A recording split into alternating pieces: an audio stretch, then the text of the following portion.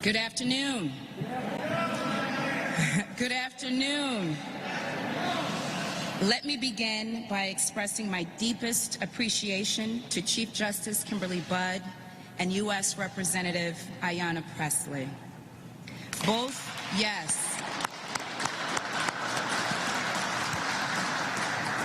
Both Chief Justice Budd and Congresswoman Pressley are part of a long line of Black women in our city who have broken down barriers.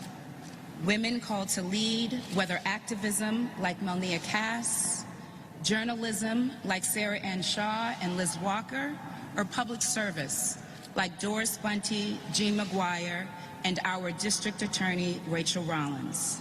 I stand on their shoulders. Chief Justice Budd, it is such an honor to have you administer the oath of office on this historic day. Throughout your career, you have been a pioneer and a steward of justice for all.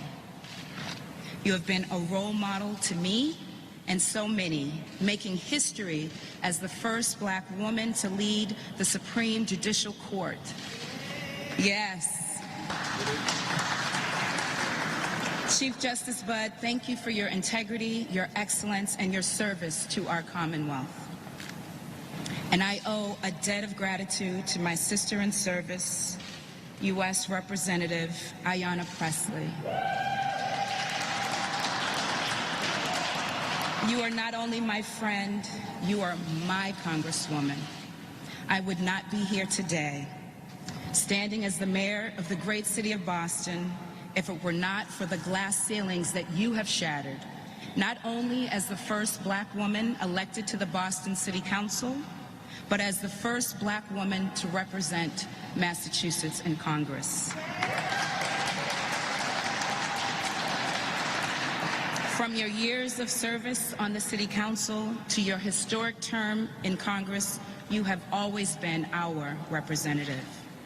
Your advocacy is powerful and unapologetic. Your leadership is fierce and fearless. Congresswoman Pressley, thank you for being here. Thank you to my pastor, Billy Broderick.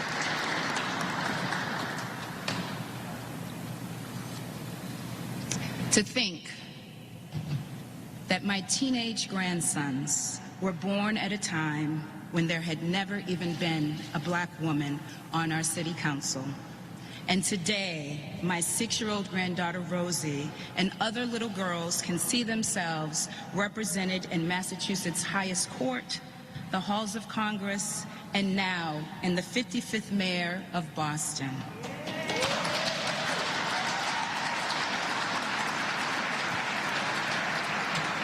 Today is a new day.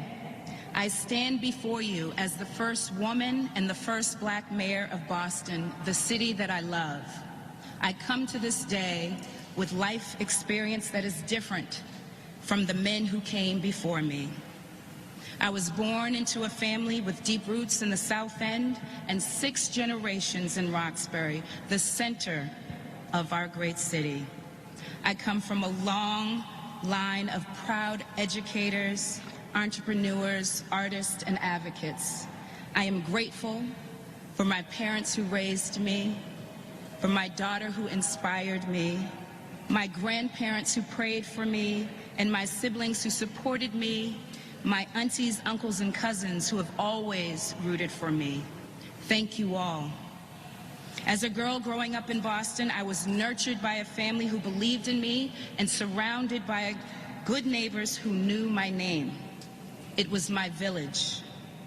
But when I was just 11 years old, school busing rolled into my life. I was forced onto the front lines of the 1970s battle to desegregate Boston public schools. I had rocks and racial slurs thrown at my bus simply for attending school while Black. And just yesterday, on my first full day as mayor, I visited my childhood alma mater. I saw students happy to be back in school with their teachers and friends instead of the pain and trauma that I had experienced in middle school. I grew up quickly, becoming a mother in high school. I cleaned bathrooms to afford Smith College to give my daughter everything she needed to succeed. As I juggled it all, like so many others, I felt my first call to give back to this city that I love. I volunteered for Mel King's historic grassroots campaign for mayor in Boston, and now, here I am, making history of my own.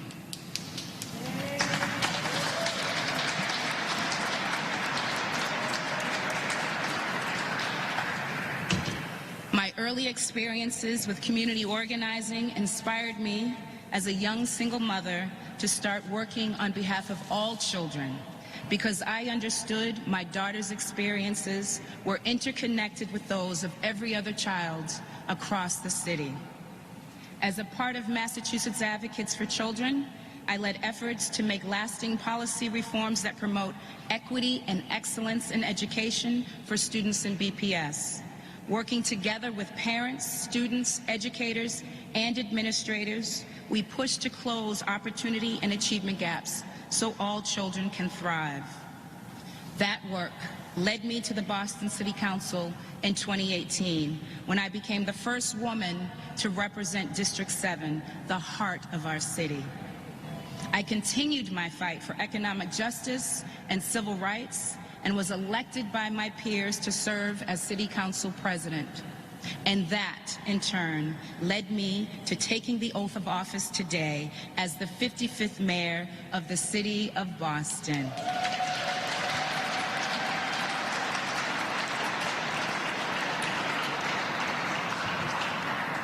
To paraphrase Vice President Kamala Harris, every little girl watching today can see that Boston is a city of possibilities. Today is truly a new day. Sadly, today is a day many Bostonians didn't live to see. Our hearts break for their lives that have been lost during the COVID-19 pandemic, and we grieve with the loved ones left behind. As I assume the responsibilities of Mayor of Boston, I promise to give you bold, courageous leadership, starting with an unrelenting focus to address the impacts of COVID-19. We must do a better job of making vaccines accessible, especially in communities hardest hit. As mayor, I will partner with our federal, state, and local community leaders to support increased testing and vaccinations across our city. I will fight to make this. Our recovery must include working together on behalf of our children. That means safely reopening our schools and vaccinating our teachers. That also means investing in summer opportunities. I will partner with the superintendent to rally business community, neighborhood groups, and faith-based organizations to help our children recover academically and emotionally. This issue is personal to me. As a young mother, I fought hard to ensure that my daughter had access to a quality public education. I've worked for over 20 years to increase equity and excellence in education for all students in Boston Public Schools. Too many of our kids are hurt by an opportunity and achievement gap that limits their true potential. The isolation that many students experienced during this pandemic has only made things worse. We must do everything in our power to support our teachers and ensure every student succeeds. Let's be clear. The problems laid bare by the pandemic were here well before COVID-19. The issues of affordable housing, fair wages, public transportation, and climate change are not new.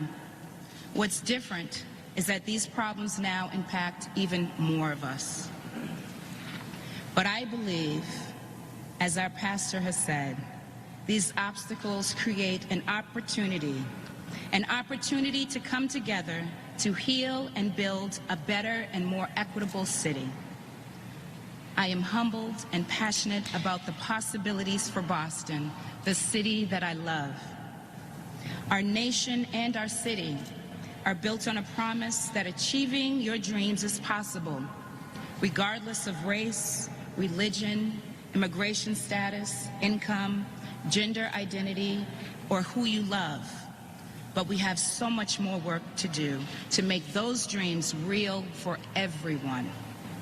And we have to start by calling out the challenges facing our city openly, honestly, and transparently.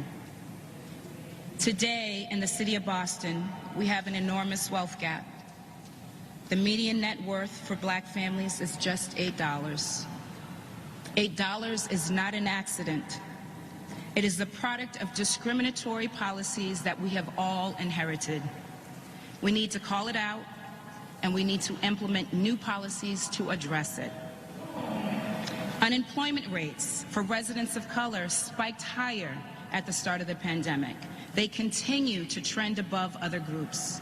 Over the past year, the same communities hardest hit by the public health crisis have experienced the highest rate of housing and food insecurity. I will address these economic disparities with new urgency to reopen Boston's economy with equity.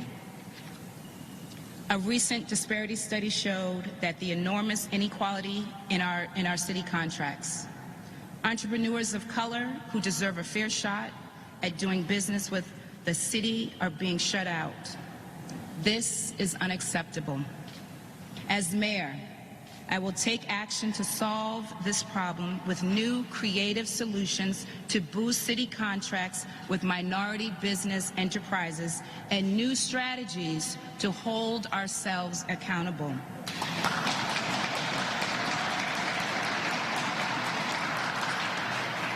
The time for action is now. Dismantling systemic racism also includes reforming how we police our city. As City Council President, I have advocated to address racial profiling, end excessive use of force, and ban the use of facial recognition software. As Mayor, I will continue to be an advocate and lead the implementation of these reforms.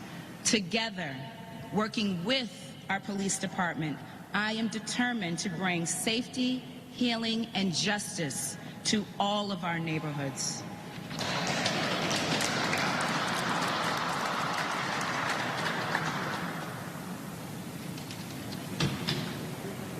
So, while today is a new day, while Boston has come so far, we must also acknowledge that we have so much more work to do, and that work starts now. As we begin my administration, I want to pause and thank my incredible transition committee and staff for all you have done on behalf of the people of Boston.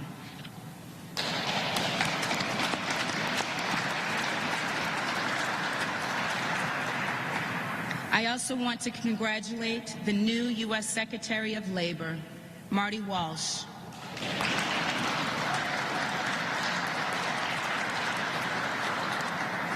On a much-deserved confirmation. Thank you for 7 years of service as mayor of Boston. As a son of Dorchester, your achievement makes us all proud. Working people across our country could not have a more passionate advocate in Washington.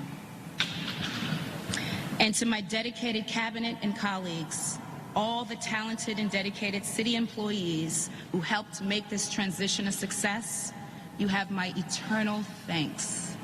Thank you.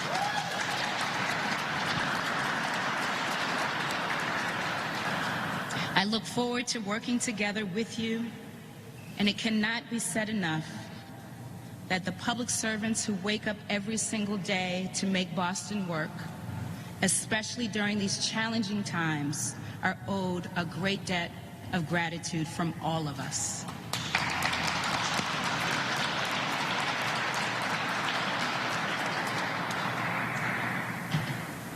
As we turn to the future, I am ready to lead our city toward recovery, reopening, and renewal.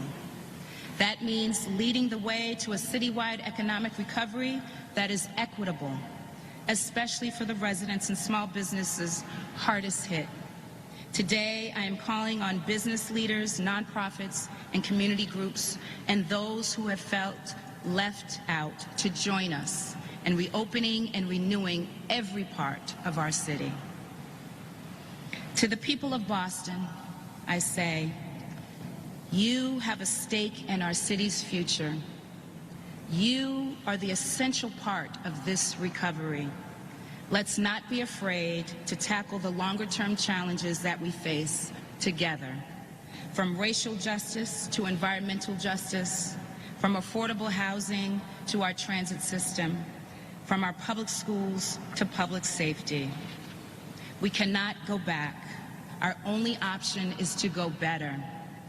Today is a new day for the City of Boston, and as mayor, I promise to bring my life experiences and my passion for making this city better for everyone, every single day. I promise to bring urgency to this job and strive to make positive change happen in every neighborhood in our city. In my administration, there will always be a place for those who have felt left out of power. And I will also welcome those who have held power to join us in building a better future. I will work each day so that all residents have opportunities to learn, earn, and thrive. I vow to be a mayor for the entire city, for every neighborhood, and for you. If we all work together, there is nothing that Boston can't accomplish. Today is a new day for my Rosie and every little girl and every little boy watching. Let's make it count. Thank you, and God bless the City of Boston.